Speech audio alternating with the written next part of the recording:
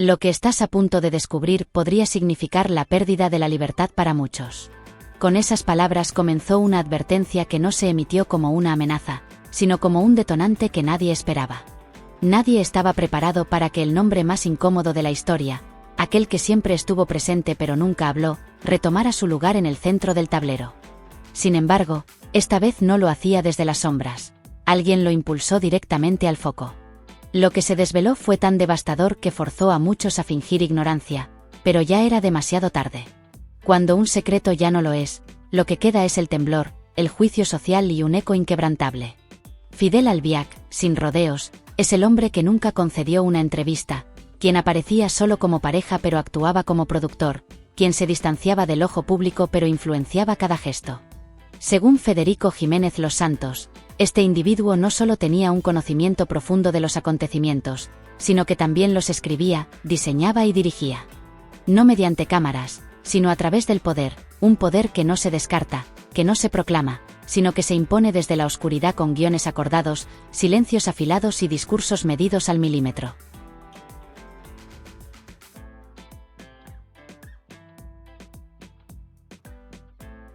Todo explotó en una tertulia que, a primera vista, parecía una más, pero no lo fue. Jesús Manuel Ruiz y Federico no improvisaban. Tenían datos, pruebas y el coraje o la rabia acumulada para abordar lo que nadie quería tocar. La docuserie que marcó un antes y un después en la televisión española no fue un acto de justicia, sino una operación meticulosamente planeada que no fue un testimonio genuino, sino un producto cuidadosamente elaborado. Y no fue Rocío Carrasco quien lo diseñó, sino él. Fidel Federico lo declaró sin censura. Eso es cárcel, afirmó con la certeza de quien ya lo ha visto todo y nada lo sorprende.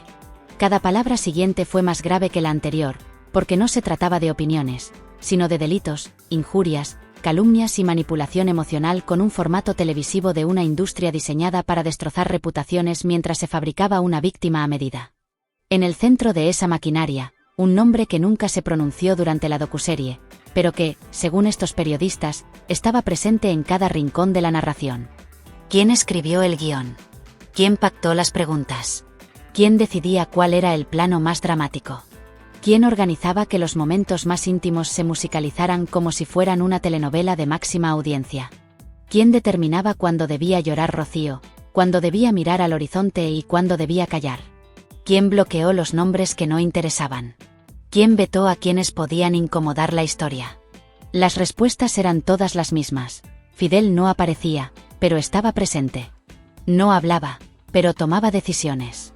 No firmaba, pero cobraba. Y lo más impactante de todo, todos lo sabían, pero nadie lo mencionaba hasta ahora. La figura de Ana Isabel Peces, la periodista que entrevistó a Carrasco, también fue arrastrada al ojo del huracán. Ya no era simplemente la entrevistadora, se convirtió en cómplice. No preguntaba por iniciativa propia, no improvisaba, simplemente recitaba un guión que no había escrito ella. Según filtraciones, este libreto se elaboraba en Valdelagua, en un salón cerrado, en un entorno controlado donde cada lágrima tenía un propósito y cada frase un destinatario. La narrativa se preparaba como una estrategia electoral, con enemigos, víctimas y una única versión. La docuserie no se grabó de manera espontánea. Cada capítulo fue orquestado, cada testimonio una herida, cada ausencia un cálculo meticuloso. Porque lo más grave no es lo que se dice, sino lo que se omite. ¿Dónde estaba la otra versión? ¿Por qué nadie más habló? ¿Por qué ningún aludido tuvo derecho a réplica? ¿Por qué algunos nombres desaparecieron del metraje final? La respuesta es simple: no interesaba a Fidel, no lo permitió. Y cuando el dedo señala el poder detrás del telón, el espectáculo se derrumba porque lo que se creía una emoción genuina era un guión, lo que se pensaba era verdad, un montaje, y lo que parecía espontáneo, parte de una planificación minuciosa. Federico habló de un relato querellable de principio a fin, no como una provocación, sino como una constatación. Una docuserie que habría sido rechazada por cualquier comité ético si no estuviera disfrazada de testimonio. Lo más inquietante es cómo lo logró, porque el secreto de Fidel Albiac no radica en lo que dijo, sino en que nunca necesitó decir nada. Su fuerza residía en el silencio, en un poder sin rostro, en la capacidad de construir una narrativa donde él nunca aparecía, pero todos bailaban a su ritmo. Y eso, en el mundo audiovisual, es el mayor control posible. Federico y Jesús Manuel no lo revelaron todo, pero dijeron lo suficiente, mencionaron nombres, fechas, frases textuales, reacciones internas, tensiones, coproducciones, órdenes dadas fuera de cámara, momentos editados a la fuerza. Y lo más perturbador, testimonios que desaparecieron, colaboradores vetados, fragmentos que jamás se emitieron porque había una línea editorial que él trazaba, no la cadena. ¿Por qué nadie lo denunció antes? ¿Por qué ningún director de contenidos lo detuvo? ¿Por qué se permitió una narrativa tan cargada de odio, tan desequilibrada, tan peligrosa? La respuesta es una sola: miedo. Miedo al personaje que se convirtió en intocable, miedo a la estructura que lo protegía, miedo al relato que se vendía como justicia cuando en realidad era venganza envuelta en celofán. Mientras Rocío Carrasco lloraba en cámara, señalaba con firmeza a su entorno y destruía reputaciones con frases acompañadas de piano, Fidel observaba desde otro lugar con otra intención, con otra función. Porque ya no era pareja, ya no era apoyo, era director, y el director no se ensucia, solo dirige. Lo más aterrador no era lo que decía Rocío Carrasco frente a la cámara, sino lo que ocurría cuando la cámara se apagaba. Cuando el foco se alejaba, cuando la luz bajaba y el plató quedaba en silencio, comenzaba el verdadero control. Porque lo que sucedía detrás del telón no era improvisación, era dirección, era reescritura, era silencio forzado. Y sobre todo, era Fidel. Nadie se atrevía a mirar directamente a ese rincón donde él solía colocarse, alejado pero presente, invisible pero determinante. La figura que todos evitaban mencionar, pero cuya influencia se sentía en cada plano, en cada montaje, en cada decisión. Porque él no estaba grabando, estaba ordenando. No firmaba documentos, pero dictaba qué historia debía sobrevivir al corte final. Y esa historia nunca incluía sus huellas. Una exintegrante del equipo técnico lo declaró sin rodeos. Nunca lo escuché levantar la voz, pero todos sabíamos cuando algo no debía salir, y ese algo siempre era incómodo para él. Es decir, Fidel no necesitaba estar en la cabina de edición. Bastaba con que su presencia flotara en el ambiente, con que su criterio ya hubiera sido internalizado por quienes trabajaban bajo su órbita. El resultado era una censura previa automática, sin necesidad de censores, pero lo que nadie imaginaba era la magnitud de lo que se estaba ocultando. Porque lo verdaderamente perturbador no era lo que se mostraba, sino lo que se borraba antes de que pudieras verlo: testimonios, fragmentos, llamadas, comentarios, reacciones naturales. Todo aquello que podía aportar un matiz, una contradicción, una duda, era retirado con una precisión quirúrgica. Y cada omisión estaba dirigida a proteger una sola figura: Fidel. ¿Dónde estaban los testimonios de los trabajadores que vivieron el conflicto familiar desde dentro? ¿Por qué no se incluyeron voces que habrían complicado la narrativa? ¿Por qué nadie grabó las reacciones de los hijos? ¿Por qué se eliminó por completo cualquier imagen de Fidel en los momentos críticos? La respuesta es simple: eso habría roto la imagen que querían construir, y en esa imagen, él no podía existir. Pero ahora que la imagen se resquebraja, empiezan a aparecer los documentos, los informes internos, los correos, las decisiones internas que apuntan a una línea editorial marcada desde el entorno directo de la protagonista. Y cuando se examina quién estaba presente en cada reunión clave, en cada intercambio de decisiones, en cada intervención creativa, siempre aparece un nombre: el mismo. Los testimonios más recientes aportados por fuentes cercanas a la producción son escalofriantes. Hablan de una especie de cordón invisible alrededor de Fidel. Nadie podía contradecirlo, nadie podía grabarlo, nadie podía mencionarlo sin autorización. Era como si estuviera blindado, como si alguien hubiera decidido que su presencia era una constante, pero su nombre, una prohibición. Y eso en un entorno que supuestamente estaba construido para dar voz a los silenciados, una paradoja cruel.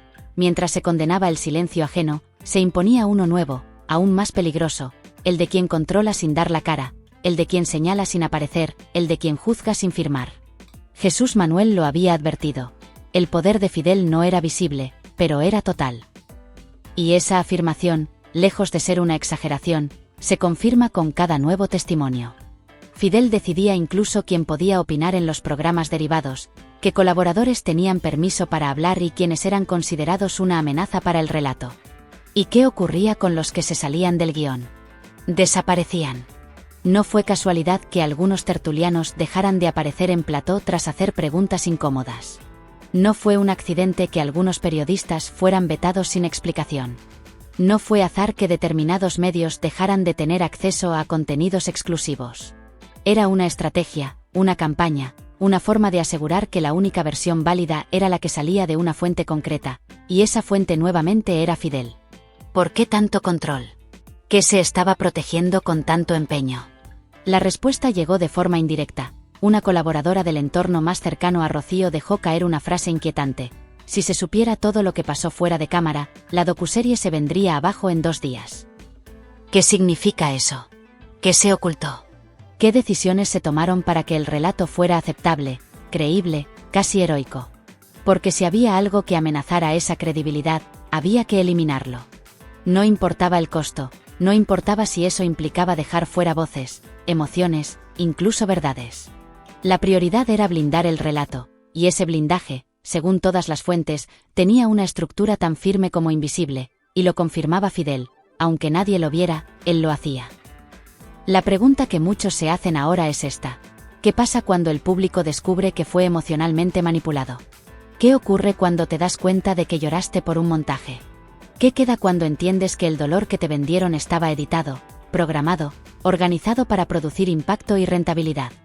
Lo que queda es una sensación de traición, de engaño, de haber sido parte involuntaria de una campaña donde la emoción era una herramienta y el espectador, un objetivo.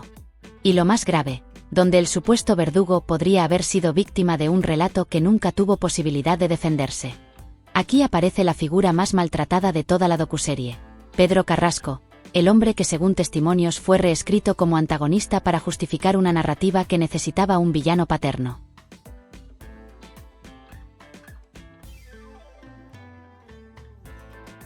Cuando se repasan los capítulos de la docuserie con esta nueva información, todo cambia. Los gestos de Rocío adquieren otro significado: las pausas, las lágrimas, las frases exactas, la repetición de ciertos términos, la insistencia en un discurso unidireccional. Todo responde a una estructura, a una intención, a un propósito que iba más allá del desahogo personal. Se trataba de ganar una batalla pública y, para eso, se necesitaba algo más que verdad, se necesitaba una historia bien contada. Y esa historia alguien la escribió desde antes de que se encendiera la cámara. Los familiares de Rocío Jurado lo advirtieron, algunos en privado, otros con rabia, otros desde el más absoluto dolor, que lo que estaban viendo no era solo una versión parcial, sino una manipulación. Sus voces habían sido anuladas, sus historias habían sido tachadas con una línea roja que indicaba que, sin importar lo que hubieran hecho, ya estaban sentenciados porque el relato no los necesitaba. Porque la narrativa elegida por Fidel no dejaba espacio para los matices. El caso más brutal fue el de Rocío Flores, convertida en antagonista demonizada sin piedad, exhibida como una hija desleal cuando en realidad lo único que había hecho era intentar vivir sin la presencia constante del conflicto. ¿Dónde estaban sus palabras? ¿Dónde su testimonio? ¿Por qué nadie intentó comprenderla? Porque no interesaba, porque complicaba el relato, porque mostraba otra cara del dolor que la docuserie no estaba dispuesta a aceptar, y porque Fidel no lo permitía. Federico Jiménez Los Santos lo denunció con dureza: esto no es un documental, es una querella audiovisual. Y no se refería solo al contenido, sino a la intención, a la estructura, al enfoque, a la forma de usar la televisión como arma para aniquilar reputaciones mientras se construía una única verdad. Una verdad que, con el paso del tiempo, ha demostrado tener más guión que testimonio. Entonces llegó el giro, el momento en el que todo empezó a tambalearse. Un juzgado admitió a trámite una de las denuncias presentadas por personas aludidas en la docuserie. No fue portada, no fue tendencia, pero fue un terremoto. Porque si la justicia empieza a revisar lo que se dijo, lo que se insinuó, lo que se omitió, las consecuencias pueden ser demoledoras. ¿Sabes por qué? Porque hay pruebas, correos, montajes eliminados, testimonios vetados, cámaras que grabaron más de lo que se emitió. Y porque ya hay quienes están dispuestos a hablar, a contar lo que vieron, a narrar cómo Fidel controlaba todo, cómo marcaba qué emoción debía durar cuánto, cómo exigía que se retiraran frases que mostraban humanidad en los antagonistas, cómo reescribía la historia de una familia entera para encajar en su guión personal. La televisión, esa que tantos defendieron como espejo de la verdad, se convirtió en un teatro, un escenario, una coreografía perfecta donde Rocío interpretaba su dolor, sí, pero lo hacía dirigida por alguien que sabía exactamente qué quería provocar. Y el resultado fue espectacular: millones de espectadores, centenares de titulares, portadas, debates, reacciones, y una sociedad dividida entre quienes creían ciegamente y quienes empezaban a sospechar. Hoy esa sospecha es certeza, esa intuición es evidencia. Y lo más duro de aceptar es que todos fuimos parte del espectáculo que aplaudimos, que lloramos, que empatizamos, que creímos y que ahora, al mirar atrás, entendemos que quizá fuimos cómplices sin saberlo, porque el relato fue tan eficaz que ni siquiera parecía un guión, pero lo era. Y cuando un guión se disfraza de realidad, lo que produce no es empatía, sino manipulación emocional.